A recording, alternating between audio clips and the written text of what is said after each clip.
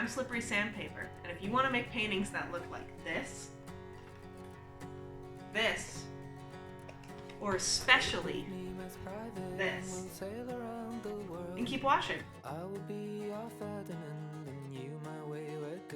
In order to understand how I paint, you need to understand my approach and philosophy to painting. I consider myself a mixed media abstract painter or contemporary painter, depending on how you like to define it.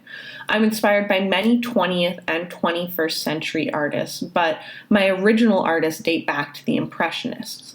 I love to play with color and texture, working with thick paints and glued on materials that amplify texture and depth. Whenever I start a painting, my first goal is always to just get rid of that blank slate, the white canvas that stares at me and invokes fear. I don't want to worry about messing up or making mistakes at this stage because I just know that my process is all about fixing and changing mistakes into something that you like. So I'm starting this process with a combination of materials. I work first with charcoal, markers, and pens to just loosely lay down some lines and get a division of space. Then I'm taking a pre-prepared material, which is ink on paper, and I'm gluing this down. Mod Podge is your best friend when working in this sort of style of painting because it's going to allow you to adhere almost anything to your canvas, which can then be painted over. I also want to remember color. I'm the type of person who likes to put an entire rainbow down on the page. So when I'm starting, I like to go bright, hence these bright blue and bright red tissue papers. You'll also notice I'm combining this Subway receipt. This painting I wanted to play on an idea of capitalism and plastic industry versus more organic expression. So I wanted to take this receipt, which is a machine printed piece of paper, and use it as a material to reflect that machine-like quality. So I'm gluing all of these various materials down onto my canvas, and this is my starting point for the painting. Again, you won't see most of this by the time the painting is done because we're going to be working in many layers.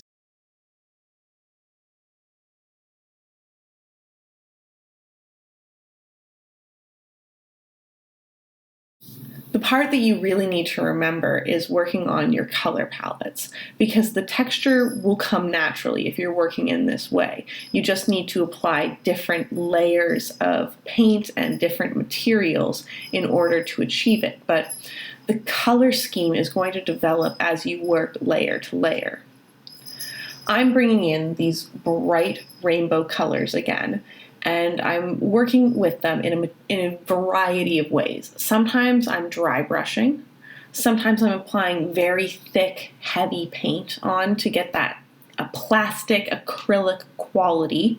And sometimes I'm working with wetter textures. I'm using water to combine paints or create washes.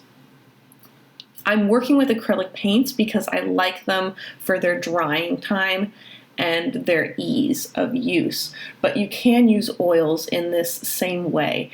Just remember that if you want to combine oils and acrylics, that you always have to place acrylics down first and then oils on top of them. Acrylic does not really go on top of oil.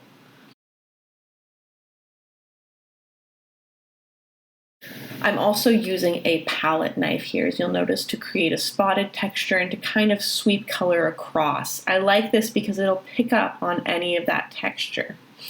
Don't forget about your fingers. Finger painting is a very important process in my style.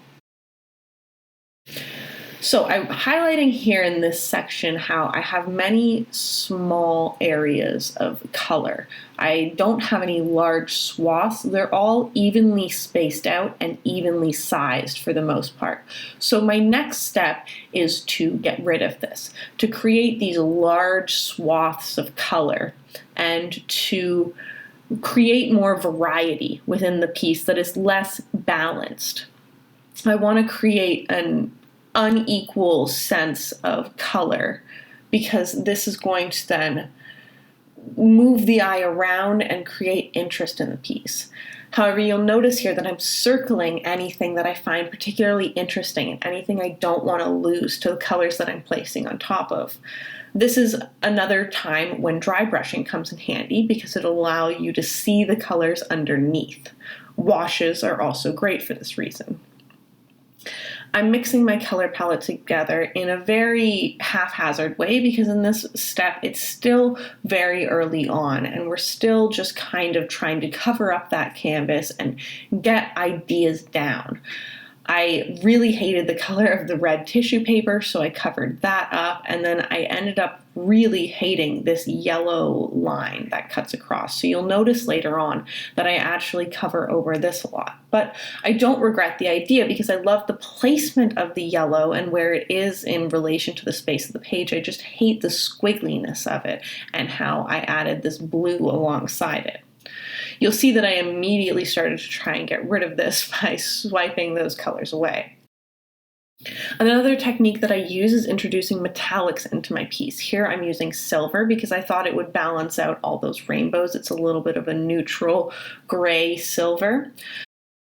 I like these because they shine the light off in different ways and it can amplify texture again.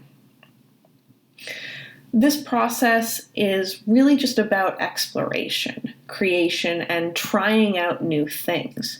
You want to allow your imagination to run free and just play with textures and colors. Play with holding the brush in an interesting way. Play with applying lots of paint versus very little paint, and see how that creates variety and interest.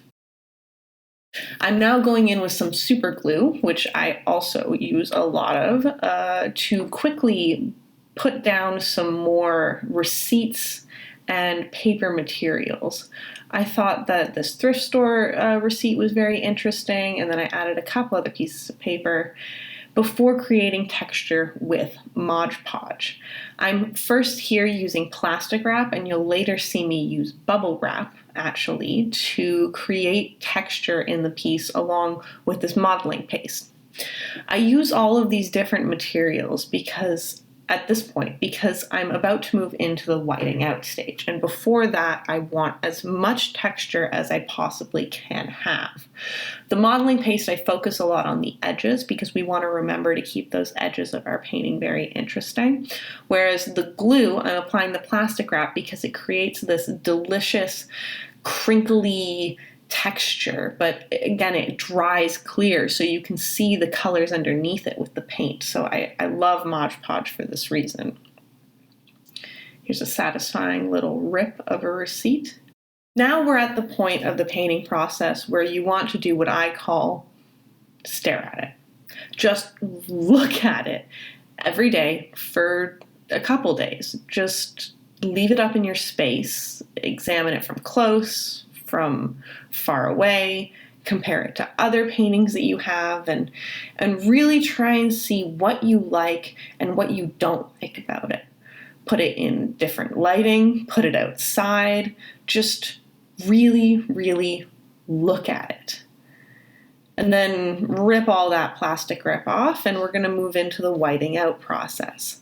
Now, this is the biggest process of removal, and this is where a lot of people probably are going to get scared and say, well, I've created so many beautiful things, I don't want to go and cover all of them up. But you'll be surprised how this whiting out process really gives you a fresh start and allows you to see the painting with new light. So I'm applying a couple stickers here, and then I'm taking actual white paint and I'm just dry brushing it over top of different areas, applying it more heavily in different areas, leaving squares or circles or triangles or oblong shapes that are left of the paint underneath, but whiting out a lot of the painting. And again, this might be scary, but you're going to put so many beautiful colors back on top of it that you're not going to end up missing those parts that you whited out. You'll see here that I'm going in with some yellow because I love the placement of that yellow in the center, and then some teal and some blue, and they're mixing with the white to create this pastel, and it's just a really beautiful, fresh start to this painting. It's at this point that I said that the painting was really starting to come along. All the little details that I add next with these stroking sunbeam-esque lines, they create this gorgeous, almost landscape feel that didn't exist in the abstract chaos that came before it. It's entrusting this process. And, sometimes you might sit down and you might whip out an abstract painting in one session. But sometimes it might take you 5 or 6 or 7 sessions of letting things dry and going back over them and putting down washes and dry brushing again and adding more texture to get where you really want to go. It can be hard to know when to stop, and it can be hard to know when to keep going. But the trick is to trust your gut and to say when you really, really like something, it's done. And if there's still parts of it that you don't like, cover them up or change them or keep going in some way. I'm adding some washes here, which I really think brought the piece together tonally. It completed the color palette and brought that full rainbow effect. And then for the fun, the bubble wrap. I love bubble wrap. It's such a fun honeycomb texture, and this is just an example of how you can use garbage and plastics and various materials that you might otherwise recycle, and you can incorporate them into your paintings.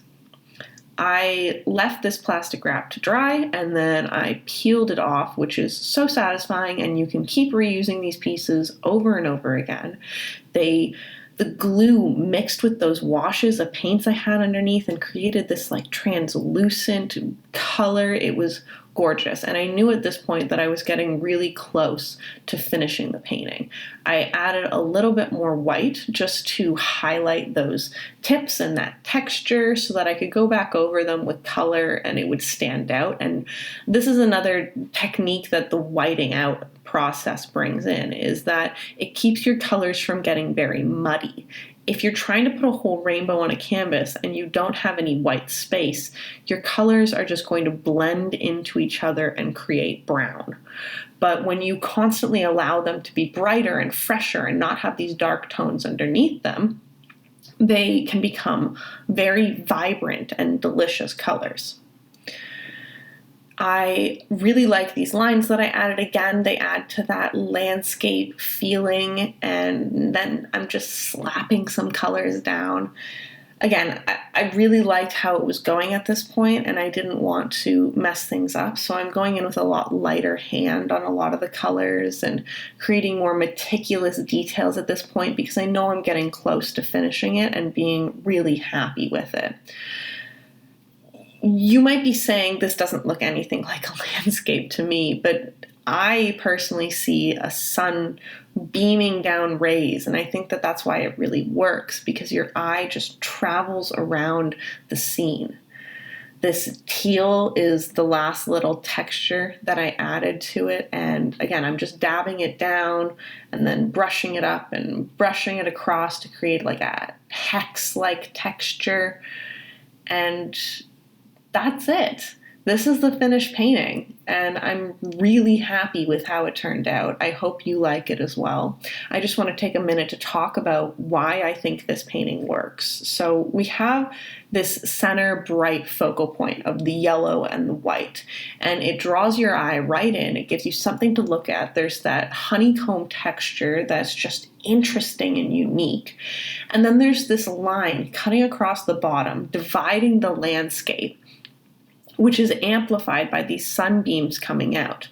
All the colors work together in this uniform way, but they don't overwhelm each other. And all the edges have been accounted for and have yummy texture and colors all over them. I hope you enjoyed this painting, and I hope you enjoyed this process. If you want more painting videos or videos on color theory, videos on how to paint different styles, or more of this style, please let me know in the comments down below, and I hope you enjoyed.